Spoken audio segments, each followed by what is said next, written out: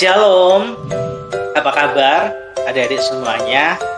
Oh, Daniel berdoa semuanya dalam keadaan sehat. Amin. Mari kita akan mulai ibadah kita. Tapi sebelumnya, yuk Oh, Daniel ajak untuk kita berdoa, ucap syukur kepada Tuhan karena Tuhan baik. Sama-sama kita berdoa ya. Tuhan Yesus, kami bersyukur kepadamu Tuhan untuk hari ini. Tuhan baik dalam kehidupan kami. Tuhan berkati kami dengan kesehatan, kekuatan, panjang umur. Tuhan menolong kami, memelihara kami. Kami bersyukur kepadamu Tuhan Yesus. Kami rindu untuk memuji muliakan nama Tuhan dan juga mendengarkan firman-Mu. Berkatilah ibadah kami pada hari ini. Dalam nama Tuhan Yesus kami berdoa, haleluya, amin. Oke teman-teman, kita akan puji Tuhan bersama-sama ya.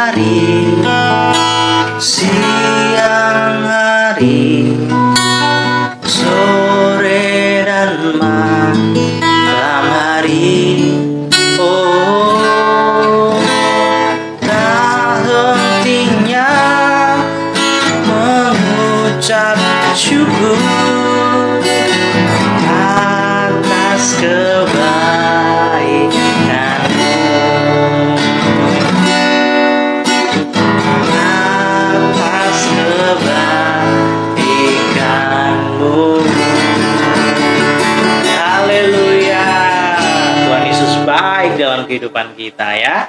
Kita akan nyanyi pujian lagi yang mengatakan happy ya ya ya, happy ye ye ye. Siap semuanya? Ya, bersama dengan papa mama di rumah boleh menyanyikan lagu ini dengan gerakan ya. Oke, yuk kita nyanyi sama-sama. Oh, oh. Yeah, yeah.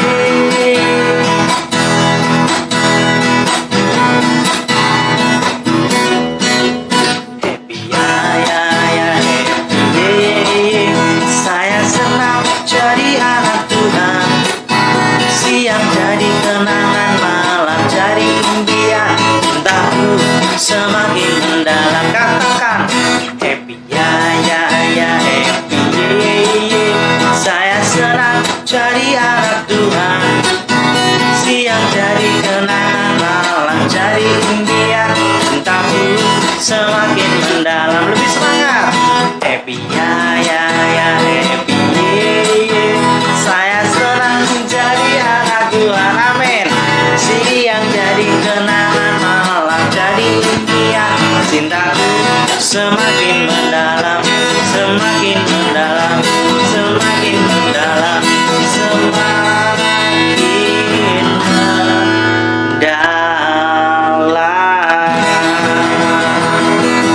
Haleluya. Cinta kita sama Tuhan Yesus semakin mendalam. Tuhan Yesus baik banget dalam kehidupan kita. Kita puji Tuhan lagi ya teman-teman ya.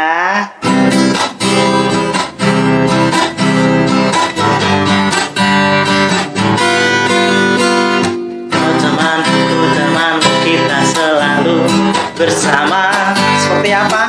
Seperti mentega dengan roti.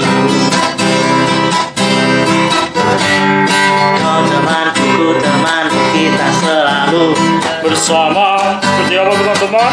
Seperti celana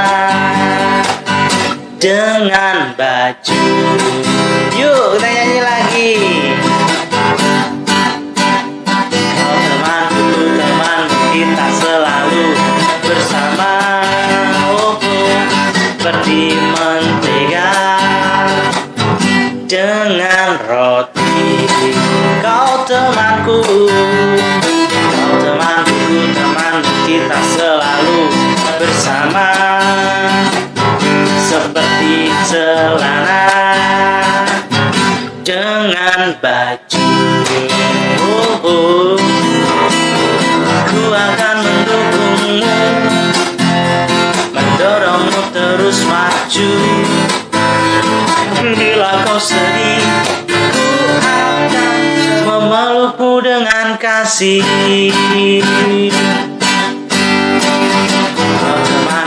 Teman kita selalu bersama. Seperti mentega dengan roti. Ku temanmu,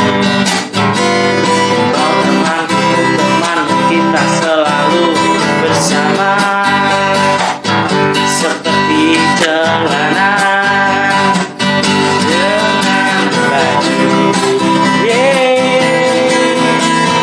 Ku akan mendukungmu, mendorongmu terus maju. Bila kau sedih, ku akan memelukmu dengan kasih. Kau temanku, kita selalu bersama. Seperti apa? Seperti mentega dengan roti. Seperti celana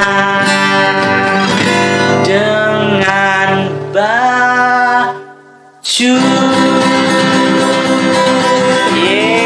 Haleluya, haleluya. Siapkan hati kita teman-teman untuk mendengarkan cerita firman Tuhan. Habis subuhnya kita akan nyanyi sama-sama ya.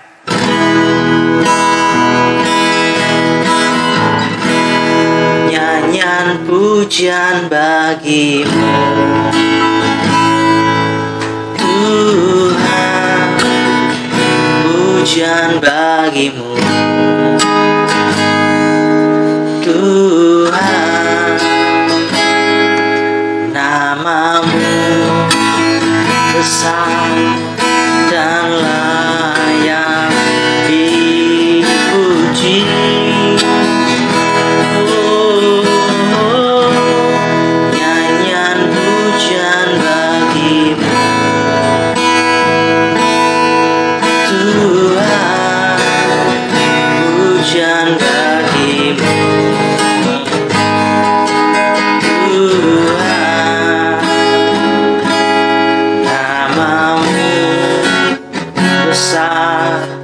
dan layak dipuji.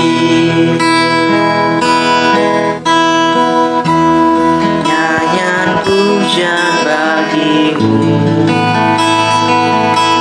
Tuhan, pujian bagimu Tuhan, namamu besar dan layak dipuji.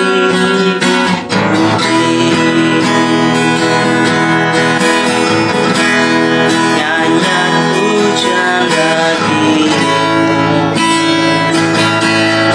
Tuhan, pujian bagimu Tuhan, namamu besar dan layak dipuji.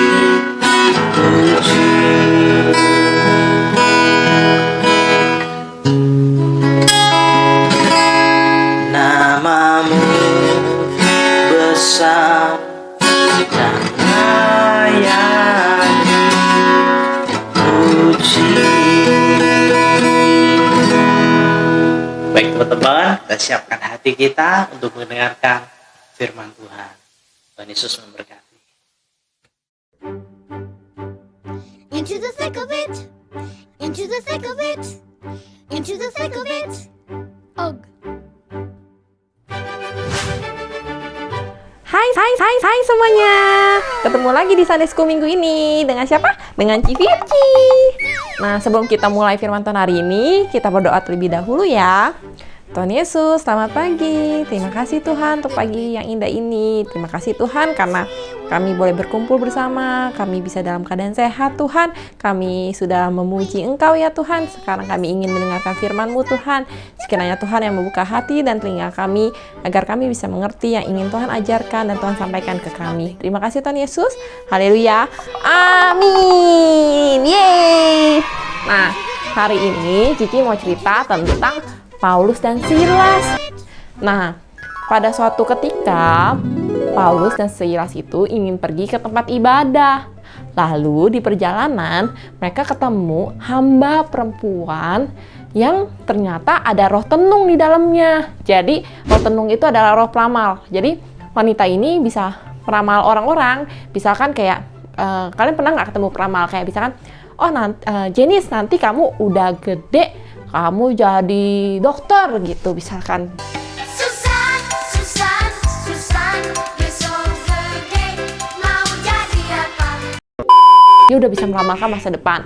Nah, tapi roh tenung itu adalah roh jahat ya adik-adik. Nah, wanita hamba perempuan ini berkata kepada Paulus, inilah hamba Tuhan. Nah, berapa kali dia mengatakan seperti itu sampai akhirnya Paulus ngerasa terganggu dan Paulus bilang, dalam nama Yesus Kristus, pergilah kau roh jahat. Nah, seketika itu juga roh tenung itu langsung keluar dari tubuh wanita itu. Nah, tapi tuan-tuan wanita itu jadi marah. Kenapa? Karena wanita itu jadi nggak bisa cari uang lagi. Kan roh tenungnya udah nggak ada. Jadi dia udah nggak bisa ngeramal orang lagi. Jadi dia udah nggak bisa menghasilkan uang bagi tuan-tuannya. Jadi tuan-tuannya kesel. Ini gara-gara Paulus dan Silas nih. Ganggu aja.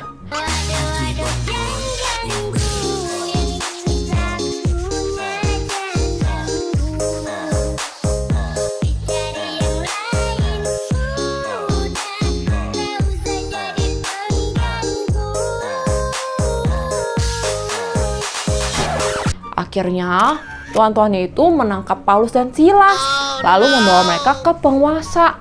Nah, mereka lalu bilang ke penguasa itu, mereka menuduh Paulus dan Silas, mereka berdua ini udah mengacaukan kota kita, harus dihukum.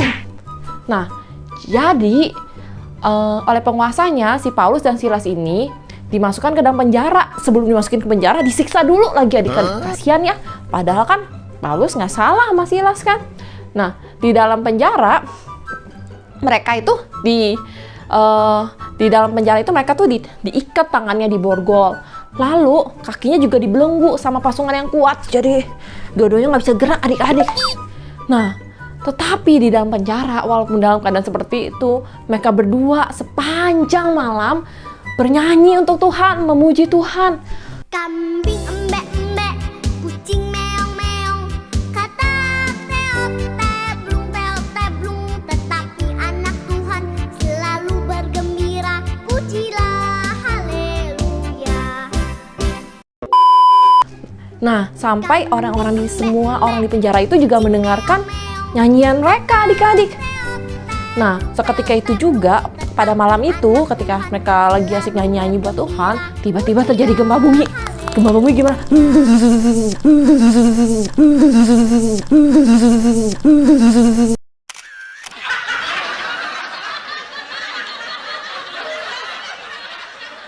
Goyang ya. Sampai akhirnya semua belenggu terlepas. Mereka bebas loh. Tangan mereka bebas, kaki mereka bebas, pintu penjara juga terbuka. Wow. Tapi yang lebih hebatnya lagi, lebih wownya lagi, mereka nggak kabur dari penjara. Mereka duduk diam di penjara. Sampai ketika paginya, ketika petugas penjara melihat mereka masih ada di situ, padahal katanya udah panik kan. Wah, pasti mereka udah kabur nih, Hah? Tapi dia kaget karena melihat mereka berdua masih duduk di situ. Sampai akhirnya dia pun jadi memuji Tuhan, jadi ingin mengenal Tuhan Yesus karena perbuatan mereka. Dan dia pun membebaskan Paulus dan Silas. Akhirnya Paulus dan Silas pun bebas dari penjara dan mereka bisa mengabarkan Injil Tuhan lagi. Nah, adik-adik, dari cerita Paulus dan Silas ini, Cici tuh pengen ajarin kayak gini. Tuhan Yesus tuh pengen bilang kayak gini. Kita mau gak sih kita bersyukur di setiap waktu? Mau gak sih kita tetap gak menyesal jadi anak Tuhan? Walaupun mungkin kita lagi di dalam keadaan tidak enak. Mau gak kita punya sikap seperti Paulus dan Silas? Ada dua hal yang kita bisa belajar dari mereka. Hal yang pertama adalah mereka selalu bersyukur di setiap waktu. Padahal mereka itu udah menolong wanita itu. Roh jahatnya udah jadi keluar. Ya kan? Istilahnya kalau zaman sekarang tuh wanita itu kesurupan gitu loh. Nah, roh jahatnya udah diusir, sembuh dong. Mestinya mereka kan dikasih hadiah karena udah menyembuhkan orang. Tapi mereka malah di penjara. Tapi mereka gak nyalahin Tuhan loh. Mereka gak nyalahin siapa-siapa. Mereka tetap bersyukur. Mereka gak nyesel udah nolongin wanita itu. Mereka gak nyesel udah ngusir roh jahat. Nah, maukah kita seperti itu? Misalkan nih contoh zaman sekarang. Kan lagi banyak virus ya adik-adik ya. Nah, kita tuh misalkan ada beberapa orang udah rajin nih, kita udah taat nih. Kita pakai masker setiap hari, kita cuci tangan setiap hari, kita berusaha jaga. Nah, dan kita lihat ada teman kita suka nggak pakai masker, suka keluyuran, nggak mau dibilangin gitu. Tapi ternyata kita yang sakit, misalkan contohnya. Apakah ketika kita sakit, kita jadi nyalain Tuhan? Wah, Tuhan nggak adil nih. Kenapa bukan temanku yang sakit yang nakal itu? Kenapa aku yang sakit? Padahal kan aku udah rajin, tahu gitu aku kayak mereka aja. Nah, enggak ya adik-adik. Kita itu harus seperti Paulus. Kita harus tetap bersyukur walaupun di dalam setiap keadaan kita. Meskipun kita sakit, kita harus bersyukur. Kalau Tuhan membiarkan itu terjadi, pasti Tuhan punya maksud dan tujuan. Mungkin Tuhan ingin menyatakan kebesarannya dan kebaikannya lewat kesembuhan di hidup kita. Dan misalkan kita, contoh ada teman kita lagi berantem nih. Misalkan yang satu nyalahin yang satu lagi karena ngambil barang dia. Padahal yang ngambil bukan dia, orang lain. Terus karena kamu tahu, kamu belain teman kamu. Nah, tapi karena kamu belain teman kamu malah jadi dimusuhin. Padahal lihat kamu baik kan belain teman kamu. Kasih tau kebenaran, tapi kamu malah dimusuhin. Terus kamu jadi sedih, nyesel nolong dia. Nah, nggak boleh kayak gitu. Kita tidak boleh menyesal karena kita telah berbuat baik. Walaupun kita berbuat baik kepada orang yang tetap tidak berbuat baik kepada kita nggak boleh menyesal karena itu adalah hubungan kita dengan Tuhan. Karena kita harus menunjukkan kasih Tuhan, kita menjadi terang di tengah-tengah dunia ini sehingga orang lain bisa mengenal kasih Yesus. Dan sikap Paulus yang kedua adalah dia tetap taat loh. Dia selalu taat loh, ketika dia tahu dia lagi di penjara walaupun dia nggak salah, ketika semua belenggu terlepas, harusnya dia bisa kabur. Dia punya banyak kesempatan untuk kabur, tapi dia tidak mau. Karena kalau dia kabur, dia akan mencoreng nama Tuhan. Dia nggak mau seperti itu. Dia tetap setia menjalani hukuman dia. Dia tetap ada di dalam penjara itu. Sampai, karena perbuatan dia yang seperti itu, sampai orang lain yang melihatnya takjub. Karena nggak mungkin ada orang yang seperti itu. Nah, maukah kita juga seperti itu? Kita selalu taat sama setiap aturan yang ada, taat sama orang tua kita, taat sama guru kita, taat sama terutama sama Tuhan Yesus gitu. Mau nggak kita tetap seperti itu gitu? Jadi kita belajar dari Paulus ya adik-adik. Kita harus berusaha bersyukur di setiap waktu, di saat kita sedih, di saat kita ditimpa masalah, di saat kita sakit, di saat kita ngerasa kita disalahin. Nah, kita harus tetap ingat cerita Paulus ini. Kalau Paulus aja yang nggak salah dan sampai harus dihukum, bahkan disiksa, dimasukin di penjara, diikat, dia aja tetap bisa bernyanyi untuk Tuhan, tetap bisa memuji Tuhan, tetap bersyukur pada Tuhan. Nah, kita juga harus sama. Kita harus bisa tetap bersyukur pada Tuhan. Percayalah, Tuhan akan melindungi kita semua. Tuhan akan berikan hadiah istimewa buat kita, anak-anaknya. Dan hadiah yang paling istimewa apa? Kehidupan yang kekal nanti di surga. Oke adik-adik? Nah, see you next week ya. Nah, sebelum kita tutup, kita berdoa terlebih dahulu ya. Tuhan Yesus, terima kasih Tuhan untuk firman-Mu. Hari ini ya Tuhan, ajar kami Tuhan untuk bisa seperti Paulus Tuhan dan Silas, agar kami bisa tetap bersyukur di setiap waktu, agar kami bisa tetap bersyukur di setiap keadaan kami ya Tuhan. Bimbing kami Tuhan untuk menjadi anak baik dan tetap setia untuk menjadi anak-Mu di dalam keadaan apapun Tuhan. Terima kasih Tuhan Yesus, hanya dalam nama-Mu kami berdoa dan mengucap syukur. Haleluya, amin. See you next week, bye-bye.